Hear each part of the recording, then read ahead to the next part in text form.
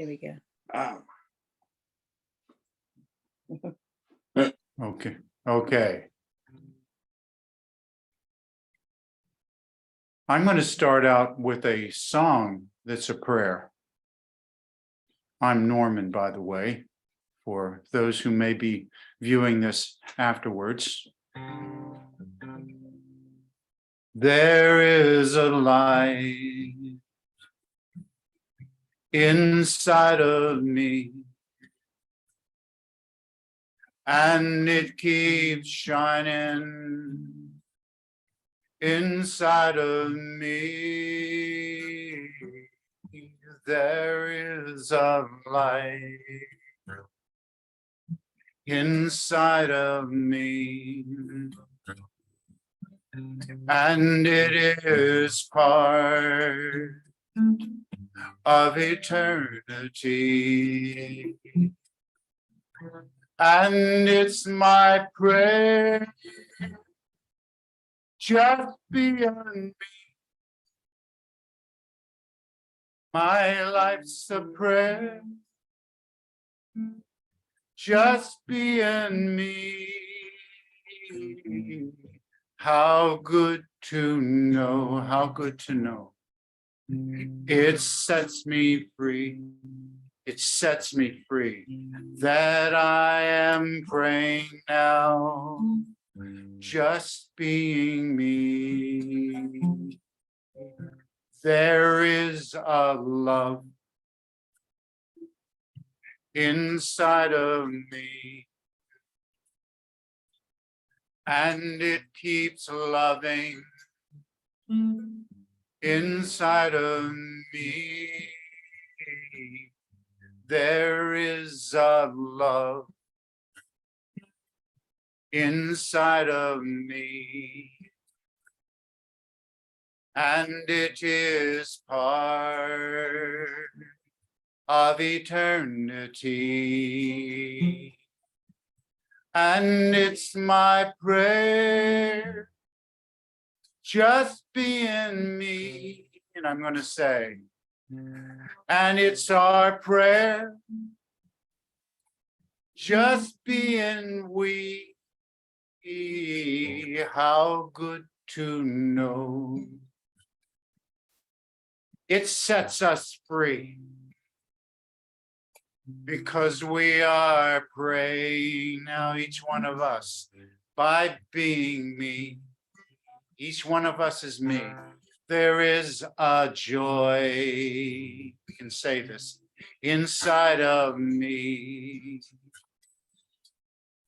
And we are being inside of me. There is a joy inside of me, and it is part of eternity. And it's my prayer, just being me. My life's a prayer, just being me. How good to know, how good to know. It sets me free, it sets all of us free, because we are praying now, each one of us, just being me. Because I am praying now, just being me.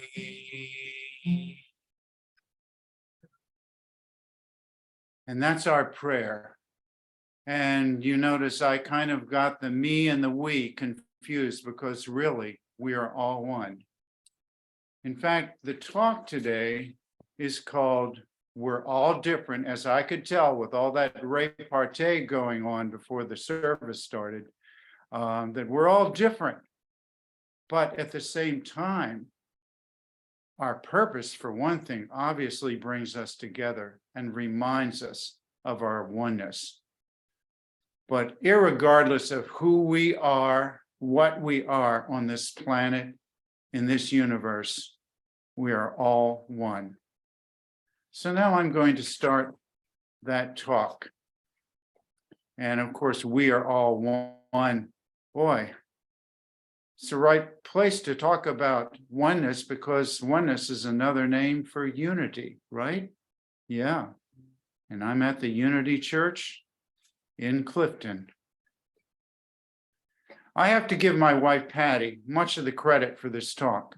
I was going to talk about something completely different, and she said, Norm, I have an idea for your talk. Since January is the month of Dr. King's birthday, and since February is Black History Month, why don't you talk about things like diversity and inclusion and your role in it? Some of the things that you have experienced in your own life. Yes, I thought. I've experienced quite a few of these things. I might just give that a shot. What really sold me on what she said was what she said next. I think it's good for people who are in a majority culture to experience what it's like to be in a minority and find out that things can still be very much okay. That you can find out how kindly people treat you anyway, no matter who or what you are or what you look like, etc., etc. Patty, my wife, had some interesting experiences back in her college days that helped to birth some of her strong feelings for caring about others and being interested in diversity and inclusion and all those kind of related subjects that a lot of people are talking about these days. Her school was Beloit College in Wisconsin, and they had an exchange program, and she volunteered for it. And I think it was her sophomore year. And the first place she went to was a school called Tougaloo. Tougaloo University is near Jackson, Mississippi. And it was started just a couple years after the Civil War in the 1800s ended. And that was a wonderful experience. She also, the following year, she went to another historical Black college that was started about the same time that Tougaloo was, and it's called Fisk University, and it's in Nashville. And that was an okay experience, some good and some just sort of regular. But she said going to Tougaloo for 1 week, the other one was for a whole semester, but going to Tougaloo for 1 week, she said was totally life-changing. And just how wonderful and close and kind everybody was there. And it was a majority, in fact, a completely Black college. And some of her friends also volunteered to go there. And so there was a few white people and a whole bunch of people of the Black race. And this was during the civil rights demonstration days. And things were really, really heavy down there in places like Mississippi and Alabama, as some of us can remember. And what happened at Tougaloo was there was a guard station near the entrance to the college. And at night, the guard or whoever was in charge there would hear, and this happened just about every night, old hot rod cars with white guys driving in them. And they were approaching the gate of the college, and they went through it. And they were, they did this just about every night, driving their cars through, and not just driving the cars through and making a lot of noise, but also shooting guns. And the guard's job was to blow a horn that could be heard all over campus, a very loud one. And what you were instructed to do was to drop right where you were and make yourself as invisible as possible as they're driving around, shooting anywhere, any place. And then, of course, there was an all clear signal after that. But it was scary. And as extreme as that was, the other extreme was how loving, caring, and devoted and kindly the students and faculty and everybody who worked at Tougaloo University was. And that just really just turned her around and changed so much inside her. And she also became, well, I live in Baltimore, and Patty got a job with I guess you're going to call it social service welfare, and she did have clients, and she worked in a very a Black area of town where there was lots of poverty and lots of crime and lots of stuff going on. And it was almost like being at Tougaloo because her clients really loved her and really were kindly to her, even though she was a young white woman. And when she would get out of her car and have to go on a visit to help clients, they would always be watching her back and keeping an eye out for her. In fact, they liked her so much that when Patty had her first child, all the clients, or several of the clients, they had their teenage daughters do babysitting for Mickey, which is the name of my stepdaughter. So that was really cool. And one other thing that happened that I can say was with Patty and with me is that we went on a tour sponsored by an organization called Common Ground on the Hill that has a big folk festival each year in Westminster, Maryland, at the McDaniel College. I don't know if any of you have heard of that. And so I went on one of those tours, and it started, we took a plane to Atlanta, visited Martin Luther King's home and the church where his father was minister, Ebenezer Baptist Church, and a museum there. And then we toured across Georgia, Alabama, Mississippi, and Tennessee, and saw a lot of the places where things happened, some good and some not good, during the civil rights struggle. You know, people were killed who were just trying to get freedom for everybody. And the tour ended in Memphis, of course, where Dr. King was killed. So that was an incredible experience. And the bus that we took, the tour was led by people who had been freedom riders back in those old days. So I just thought I needed to talk about that. In writing this talk, I'm finding that my original purposes of talking about at oneness with all people, all life, are still being attended to, even though I'm exploring my own growth of recognizing and respecting the diversity and humanity of all peoples everywhere.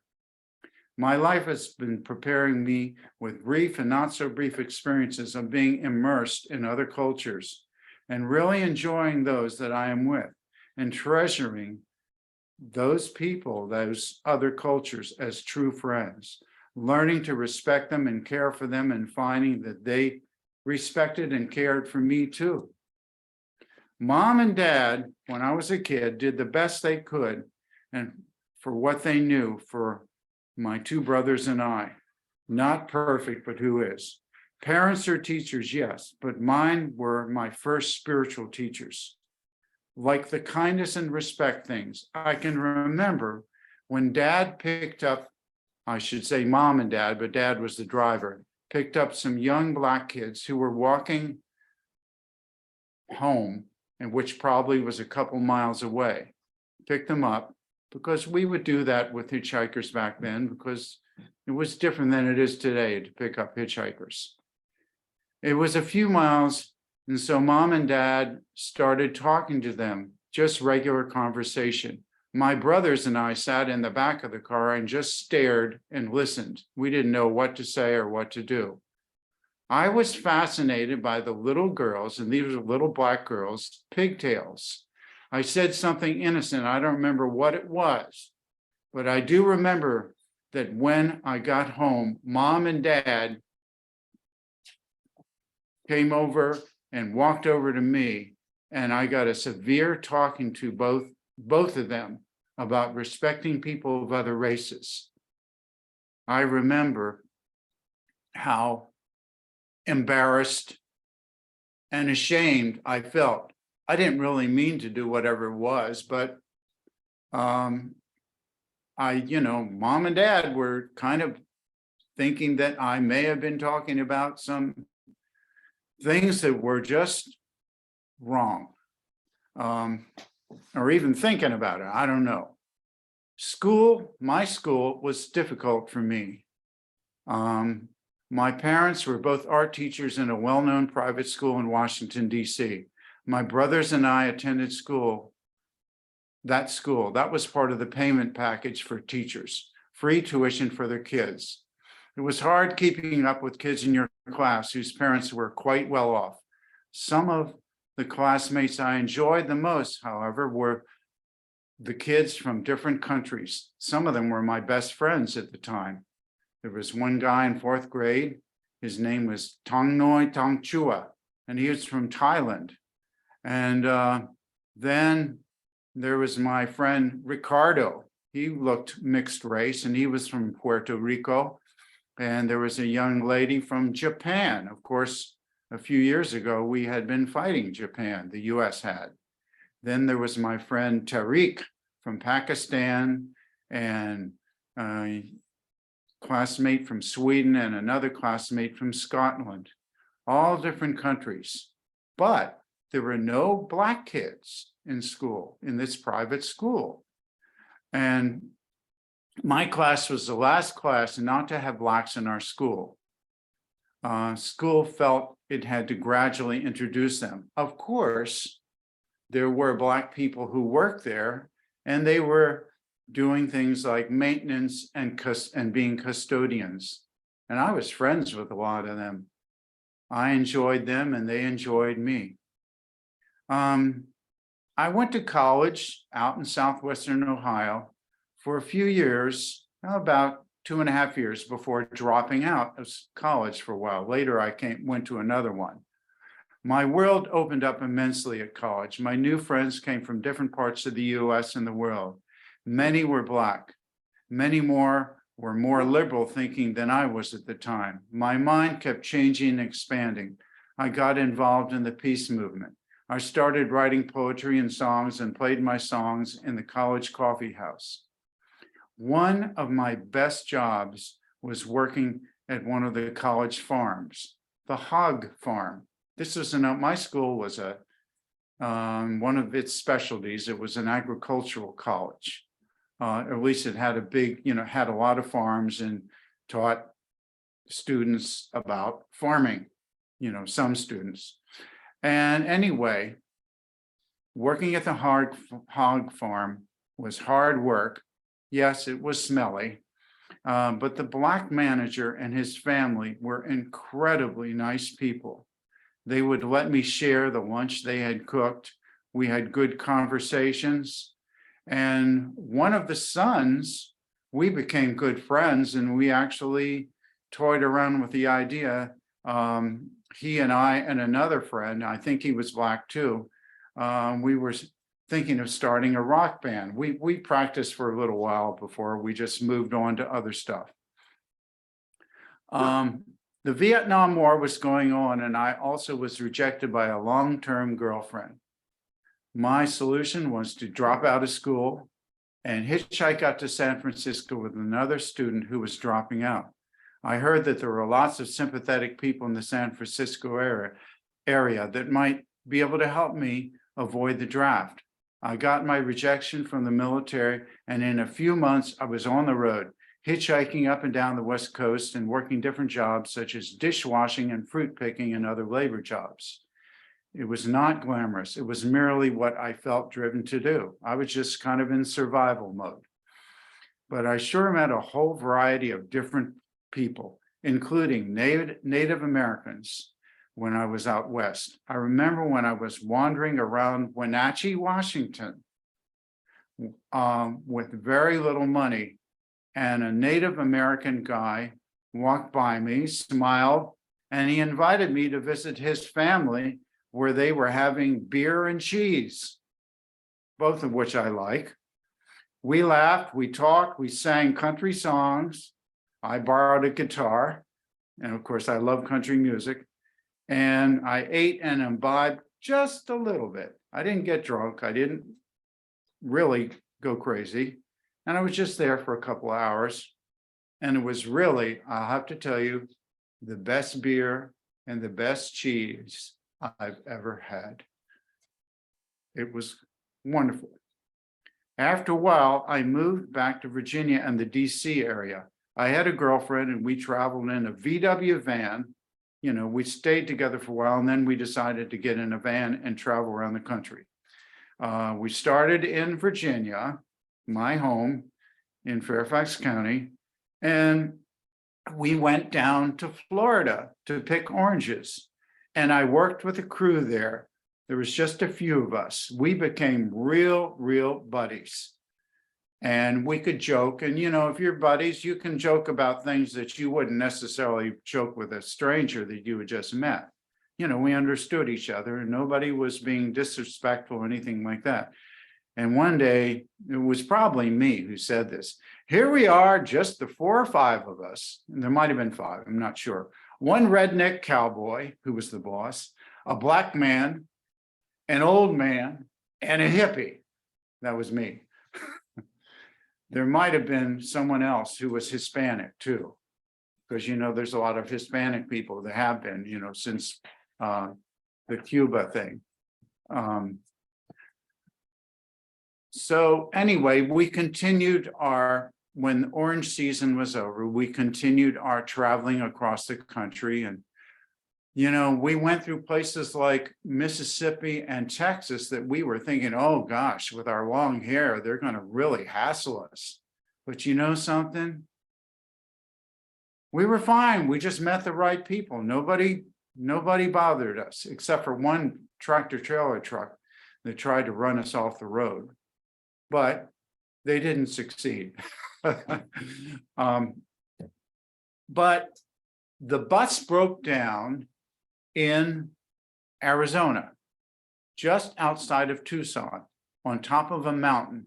The engine just wouldn't work anymore. And so we just coasted down into Tucson. And there was a whole helping place set up for people because there was a lot of vagabondish type people like us. And they just helped us find, actually, we got free meals at least once a week there was a Hare Krishna group. And that was nice. And some other people let us stay at their place. And by this time we had 2 cats and kittens, because somehow they had gotten kittens. And but I got a job because we needed to buy a new engine for our VW van. And I worked in an all night long linen washing plant, which washed linens from hospitals and places like that. And I ran an extractor, which was separate from the washing machine, which, you know, washing machines these days have extractors built into them. But this was a big, noisy, loud extractor bolted to the floor, which several times almost came off the bolts and went flying across the room because somebody had not balanced the load right. And it was loud and all that stuff. Probably why I sometimes don't feel like I hear everything these days, because of that extractor. But the best part of it, not the work and getting the paycheck, but was half of us were long-haired white hippie guys, young guys, and the other half of us were Mexican citizens who came finished their agriculture work in Mexico and came across the border and did that work. And we only knew a few words in Spanish, and they only knew a few words in English. And of course, we talked with our hands, with our gestures, with our laughs, with our smiles, pointing at things and pointing at each other. And if we didn't know what to say, we just plain laughed, you know. And it was a wonderful experience. In fact, by the time I earned enough money and the engine was fixed and I paid them for that and they installed it back in the van, my last day of work, I bought a big, huge birthday cake and a whole box of ice cream as a surprise for everybody. And everybody got to eat as much as they wanted. And it was just, that probably was the best birthday cake I ever had too, you know, and the best ice cream. So months later, the girlfriend and I moved to West Virginia. And there are not many, at least at that time, there are not many people of other races in West Virginia. So I got involved in the West Virginia mountaineer culture and swore I wanted to live there. I worked for a year in the lumber company, later for the West Virginia Department of Highways on a crew that maintained the condition and appearance of the side of the roads. You know, we would cut down shrub and stuff that was growing into what's called the berm on the side of the highway, and, you know, just making it clear and more attractive. And we would be anywhere and everywhere, just fixing up the roads. And after a while, I got a nice little position of privilege. I was sort of the all-purpose guy and the flagman, and I also got to drive the pickup truck and went out for coffee for everybody. So that was fun.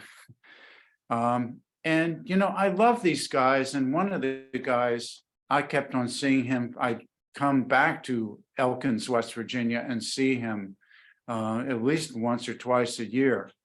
He was my good friend, Bob, and we would joke and laugh. And he was a wonderful guy. And he was somebody who obviously did not have a prejudiced bone in his body. And he had a black friend. There was, you know, just a couple black people who lived in town. And they were on the CB radio together, and they were in the club. And it was just wonderful how he treated other people.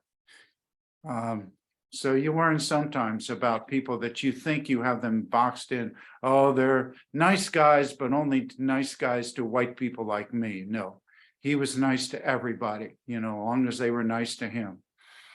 Years later, I moved back to the DC area, and one of my jobs that I got so I could get teacher certification, you know, and pay for my education, because I'm back in school again, because the art degree I had wasn't getting me anywhere. And I joined a cleaning crew in a building in Tyson's Corners. And everybody in the crew, except for me, was from Cambodia. There was a whole bunch of Cambodian refugees who lived there. And I believe, well, there's sort of like a Cambodian community in Arlington, I believe. And they were so wonderful, so kind. And they made meals in their homes, and they invited me to it and told me about what they were serving. And we even went to the beach one time and did a barbecue out there. Just totally kind and wonderful people, you know. I didn't learn to speak any Khmer. I believe that's the name of their language, but I certainly just learned about how wonderful they were. Fast forward a few years, I moved to Baltimore to work for the city school system, teaching first grade. It was tough. I didn't stay very long with Baltimore City Schools. My next teaching job was at an all-Black Christian school on the city-county line. Although it wasn't totally perfect, it was about as perfect a job for teaching as it could be. The parents were, except for maybe one or so, were all very, very nice, very, very respectful. And the staff there were always on my side and always volunteering to help me. And there was only one other white person in the whole entire school, and she was the fourth grade teacher. After a few more teaching jobs, some okay and some not okay. In fact, there was one that was horrible. Through lots of prayer work, I decided to take the leap and become a paid musician. I need to publicly say thank you to my wife for her great patience for the first few years, especially. I gradually got more places to play at, and I was doing a better job of doing my share of financially supporting our household expenses. In my new self-employed music job, I thought I would be an entertainer for young children. I played at a few kids' places, but my main means of support was as an entertainer at retirement homes. I felt a strong empathy with older folks and enjoyed their company as they seemed to enjoy mine. And, this is the whole diversity thing that, it has to do with, you want to be around people. I do, because God is in everyone, including old people, young people, in between people, white people, black people, brown people, et cetera, animals, trees. God's in everything, Things were fine until COVID struck a few years ago. I lost just about all my music gigs and ended up working where I do now, the Maryland Food Bank. It's a good company and we do good work. I'm way beyond the normal retirement age, 75, but I'm able to do the physical work required. I have a feeling something big in the musical area is for me, just around the corner. We'll see what happens this year. I'm thinking the best, because I'm really determined, I enjoy singing here and I enjoy singing the places I do, but I want more people than just the folks I've been singing to hear me. I want, because I have a message. But anyway, what keeps me going are the people I work with in my present job. If it wasn't for them, I would have left a long time ago, job or no job, money or no money. Half of the people are Black and the other half are Hispanic. They are among, and I keep saying it with each new group, they are among the nicest people I've ever known. Wait a second, you all are. Yeah, forget them. No, you all are the nicest people. Gosh, there's just nice people everywhere, I seem to be attracting myself to a lot of them. As I've been looking at what I've written over the past week or so, it seems like it's all,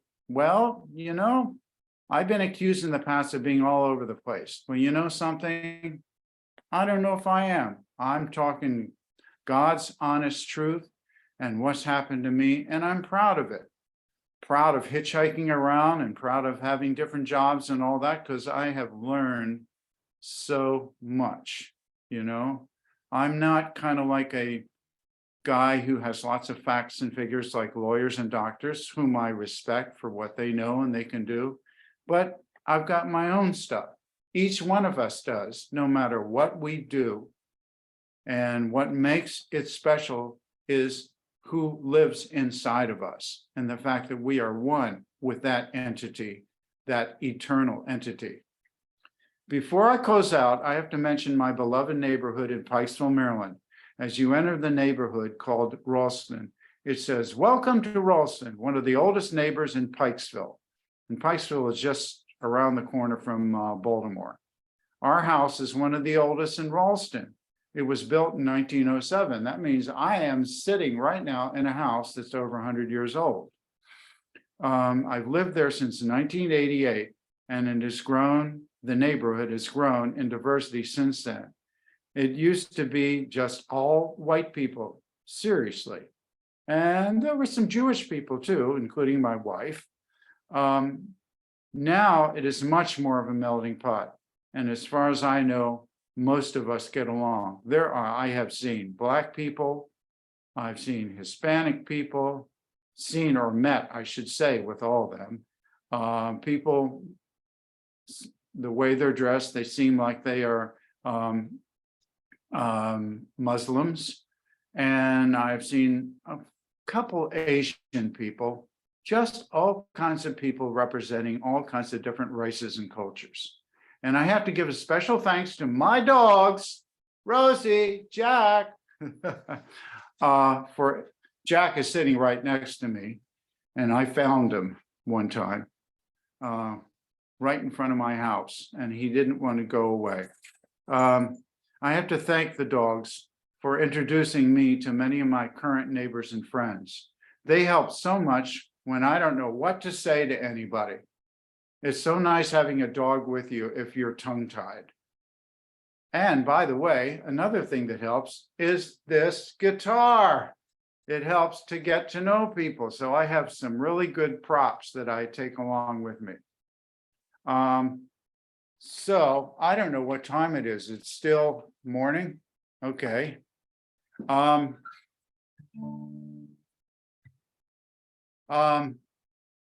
One of the neat things, remember I was telling you that there was a special Black school that Patty visited for a week with some of her Beloit friends. And it was called Tougaloo. And as I said, it was started just a couple years after the American Civil War ended. And one thing that she remembers, it was the last thing they did together. Everybody got in a big circle, you know, all the students or a bunch of the students and all the Beloit kids and the professor that went with them. They all held hands, closed their eyes, and they sang, which we can sing now if you remember this song. We shall overcome. We shall overcome. We shall overcome someday. Oh, deep in my heart, I do believe that we shall overcome someday.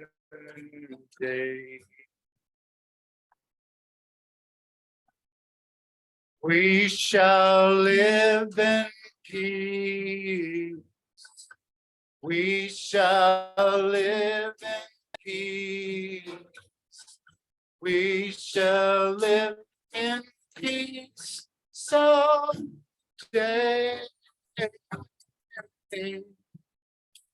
Oh, deep in my heart, I do believe that we shall overcome someday. Thank you, everybody. I'm guessing that we're pretty close to the end of our allotted time, if not a little bit over. Am I correct, Neil? We're fine, absolutely fine. And if you want to unmute, share. Now it's the time to share what's on your hearts. Oh, yes, that reminds me. I'm just wondering, just to start the sharing, I'm wondering if anybody has had can think of an experience you may have had in your life or someone that you know to where they were being, in a majority culture of being temporarily for a while, being in one or more cultures to where you were just the minority and the others were the majority, and just how did that feel and how did people treat you? I'm just kind of curious if others have experienced, what I've experienced numerous times in my life. Yes. Well, thank you very much for this, Norm. It was an important service today. Thank you.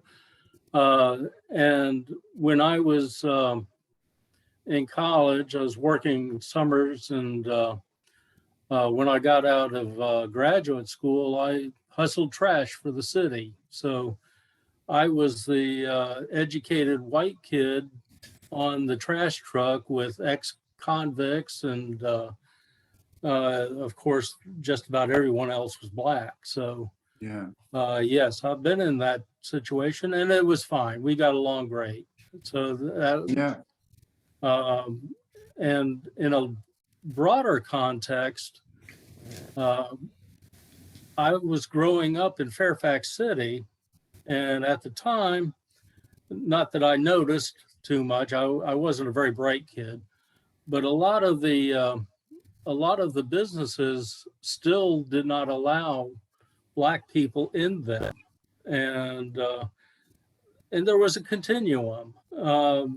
Some would allow black people that they knew in them, and um, I think your point is the more you get to know folks, the more human they become. Yeah. And I think that discrimination stops at the door to the restaurant. That's where everybody seems to get along. And I know the diner in Fairfax started to integrate a little bit when they got a black cook, and then his family could come in, and then their friends could come in if they knew them. They wouldn't Yeah. allow strangers in there, but that cracked the ice. So, Right. and a lot of people I think we're sliding back a little bit because now people are more anonymous. They don't have to get to know folks. They sit by the screen watching the Right. worst that we do. So Right. Right. that's one of those things. Thank you, Leon. Thank you very much. Yeah, thank you again. I just was sitting amazed at the experiences that you had. I was going to say in your younger life, but it's continued on to travel and be exposed to so many different ways of life and cultures and languages and so forth. And parts of the country. I mean, just different geography, East Coast, West Coast, very different. Yeah. And so you were, so lucky. And I won't say lucky, it's probably your path that you were just open to follow. But that it's just amazing. And because of that, you saw, like Leon said, you saw people as people.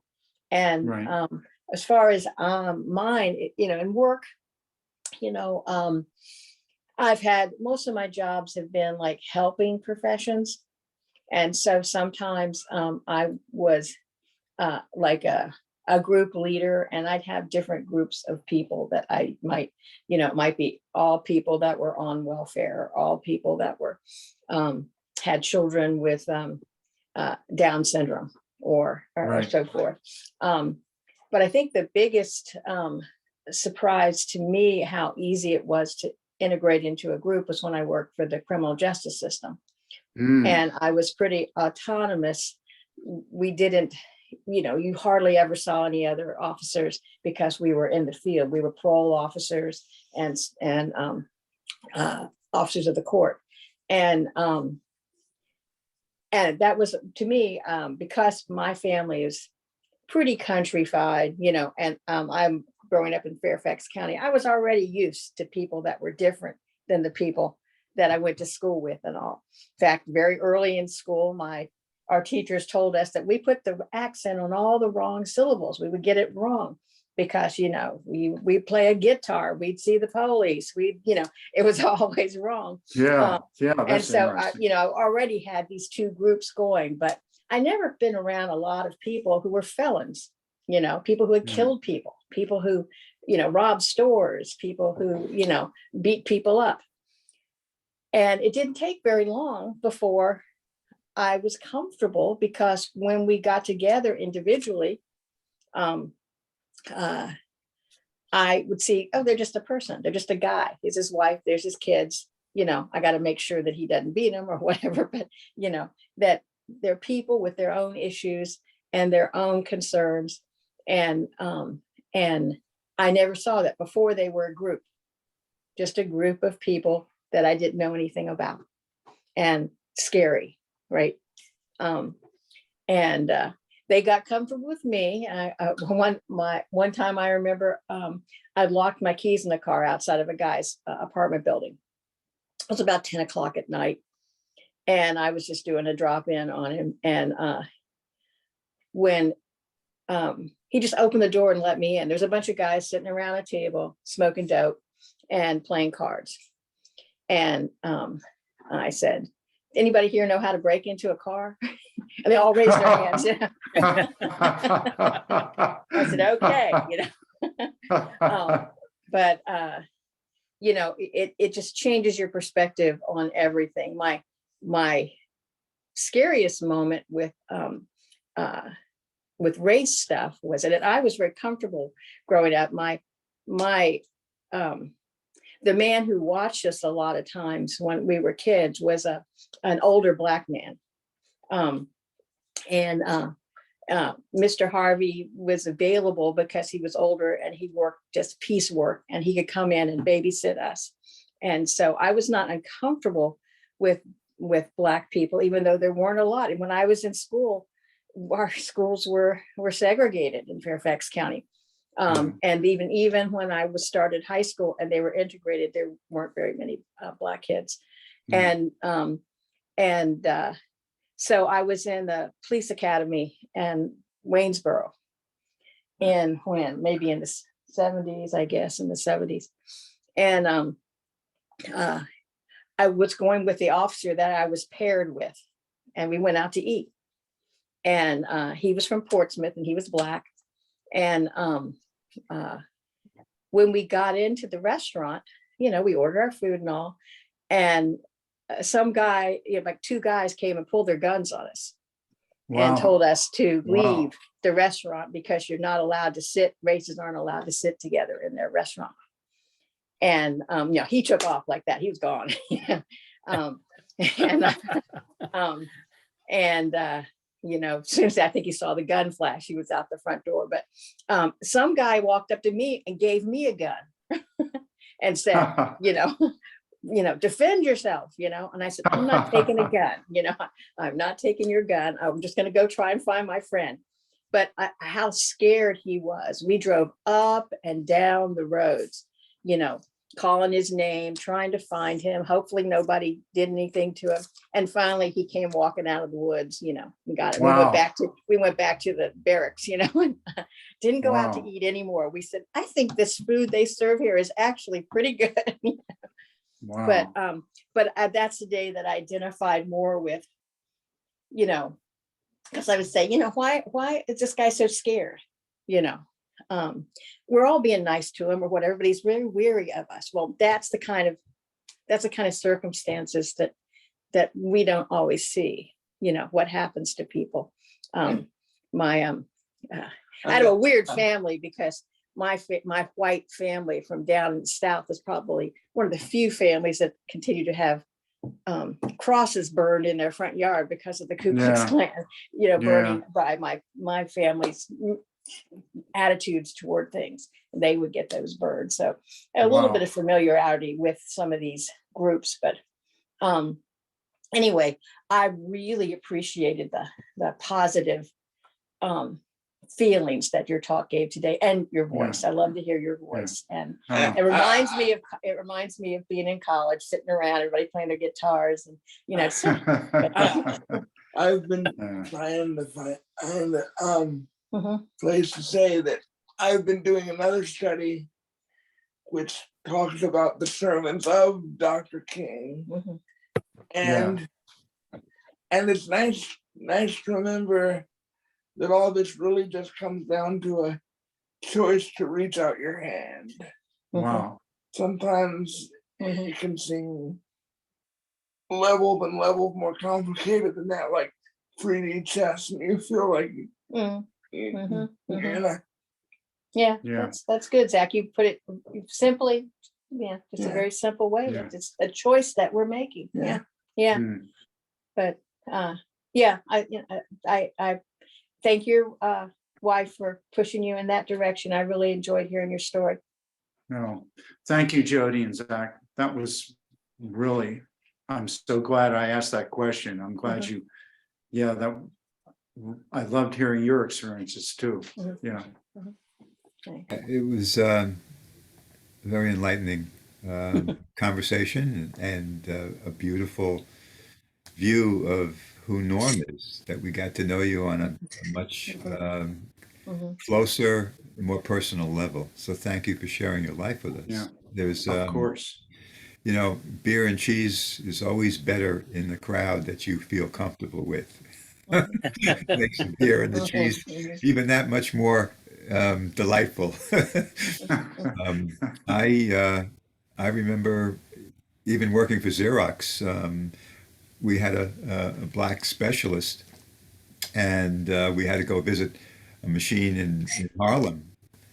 And the looks that I got, I mean, if I would have had a leash, I would have put it around my neck and given him the other end because um, it was really scary. You know, everybody hanging out on stoops. You know, these brownstones, these Mhm. detached homes, row houses, whatever you want to call them, going to visit some of these machines. Mhm. And I was really feeling awkward.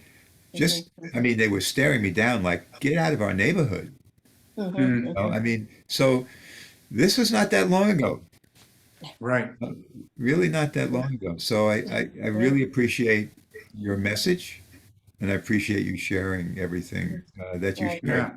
So it was Right. great having you on, and I think we'll close out with the traditions of our service where we read our affirmations for love, offerings, and tithes. And to my knowledge, I think that Jane works in a place like you do, or something Mhm. similar to that. Mhm.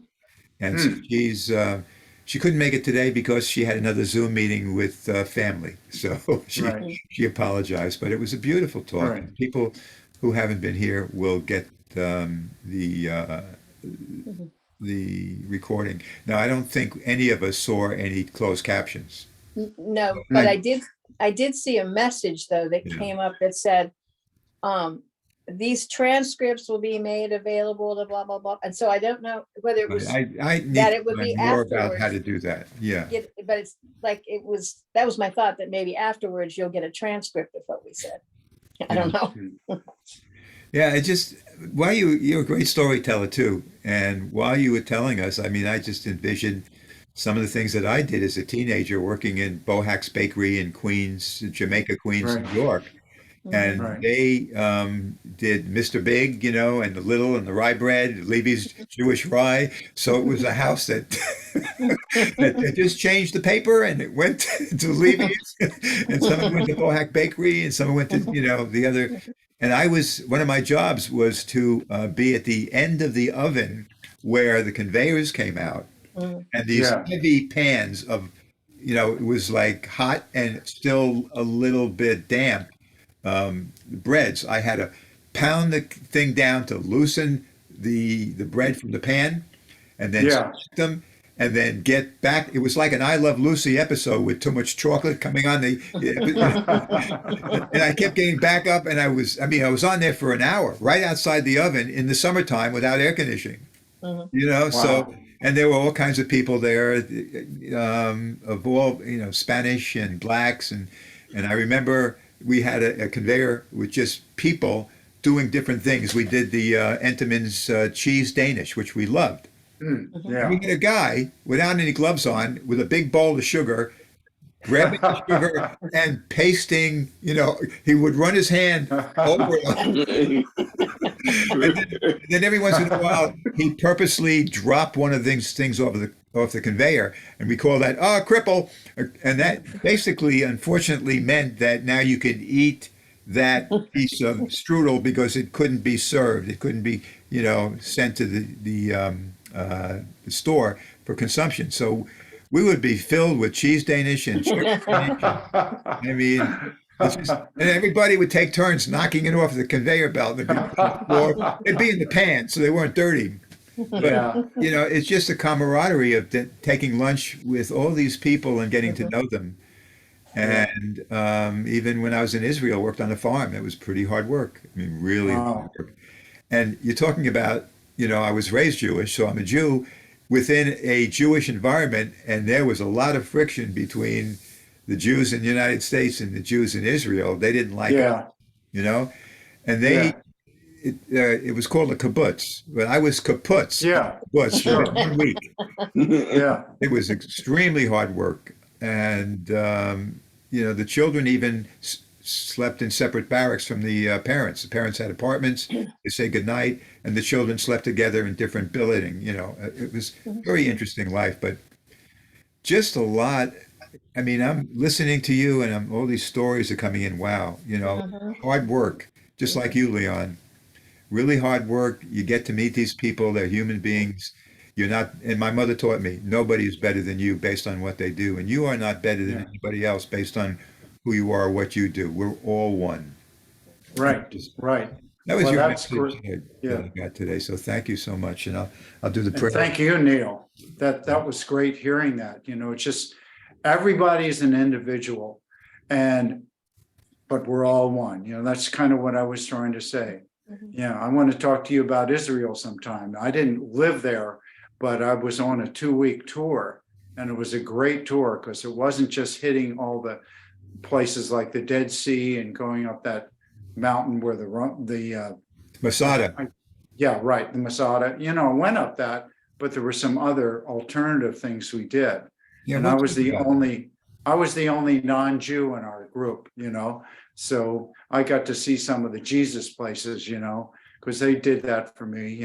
It's just how neat Yeah, well, people sometimes if we were in a people lineup, are. you couldn't tell us apart anyway. Yeah, for sure. Yeah, yeah. Yeah, it's just all right. Let's do our a prayer for love offerings and tithes because we are still very, very blessed to be able to meet um, in this environment, this Zoom. Yeah, we miss. If somebody was saying, "What if we do once a month and have a gathering where we could, meet?" I'm not sure if we're ready for that right now. Expenses wise, we're kind of on the border again for offerings, but this is ideal for as long as we can do it. We will, and that would be my pledge to our congregation for as long as I could facilitate these and maybe step out of some of the things we did today. I really appreciate Jody and Leon, Thank you. running with that. And Yeah, I think we'll talk about that with the congregation as we go forward. I like that idea. It's just you're right, Jody. More people feel that part of the service. Mhm. So hopefully you guys are listening out there when you get this recording, that I'll be calling on you in the future. Okay. Okay, our prayer. Divine love flowing through all of us blesses and multiplies all that we are, all that we have, all that we give, and all that we receive. And our prayer for protection. The light of God surrounds us. The love of God enfolds us. The power of God protects us. The presence of God watches over us. Wherever we are, God is, and all is well. And we are all one. I'm just trying to figure out at my point in life, one what? Maybe I'll let you know if I find out. Mhm. So, Zach, I'm not going to put you on the spot, only if you want to share. There's no pressure here. Uh, well, you did talk about tech support, Mhm. Okay. and it did remind me of a guy, a pilot in on in a great fog bank in Washington State, circling over the fog, and he can't find the airport, and the gas is running out, Mhm. and he sees this big building, and he works on a hunch, and he yells to the guy sticking his head out the window, "Hey fella, where am I?" And the guy yells back, "You're in an airplane." And by that, the guy was able to find the airport, and people asked him, how was he able to do that? Well, you see, that big building, I asked that guy a question, and the question he gave me was, And the answer he gave me was absolutely true, but useless. So it had to be Microsoft tech support. And the airport's 5 miles away. Okay. All right. Good one. Good one. All right, everybody. Thanks again for the experiment continues. Community Life Thank you all. Center lives on, and we'll see you next week. I think Donna is going to be our speaker next week. And it's interesting because Donna says just record my message because she sends it out, and I like to, I think it's important for people to feel like they can just offer something that's in their heart, something that they were inspired to say based on the talk. And I still think that's good to record at least that much. How do you guys feel? Yeah, maybe up to the presenter, what they want, if they want to send it out and just have their part or something, but I don't know if you can edit them after they're done. Well, but yeah. I try to do that exactly because then you take the opposite of Donna. Mary likes the whole entire thing recorded because she sends out the whole service right down to she even does the song at the end, and then I stop the recording. So everybody is different. Yeah. And Leon just is so easygoing. He doesn't care what we do. Well, I'd like to pick and choose who gets to comment. Jody, yes, Zach, no, things like that. Well, actually, that's pretty easy for me to do as facilitator, Leon, because I can make you co-host and you can just mute people. And No, thank you. Fate worse than death. Thing is, though, we're both in one square. You can't one of us without the other That's one. right. You gotta mute us, take us both. I have to share something really quick on the end of today's message. I used to watch she'd be on the couch and we would be watching something and I'd hear her go, I'd listen to her and she'd be looking off in the distance. And I'd be looking at her until she noticed that I was looking at her. And she said, well, you never talk to me. I see the TV, you never talk to me. So I said, this is what you say the next time I catch you doing that and criticize you. You say, don't be concerned. I'm self-employed and we're having a meeting.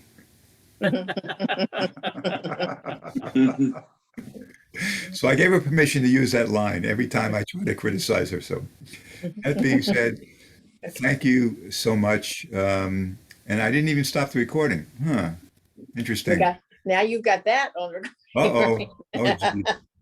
Uh-oh. Oh, I'm in trouble now. Goodbye, everybody. Bye. Bye. Thank you, Norm. We'll see you Thanks, next Norm. week. You're welcome. See you, Zach. Welcome. See you, Take Jody. care, everyone. Take care.